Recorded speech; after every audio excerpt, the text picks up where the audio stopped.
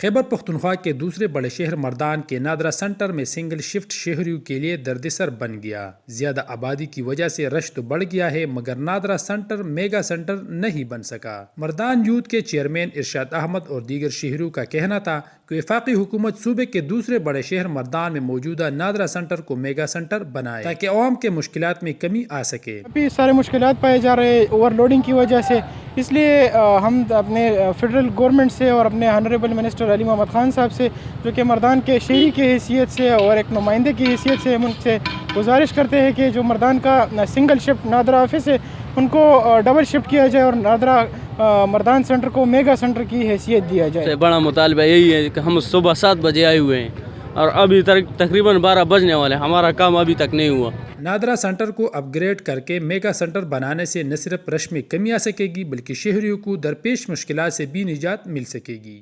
نیاز محمد، GTV news, مردان۔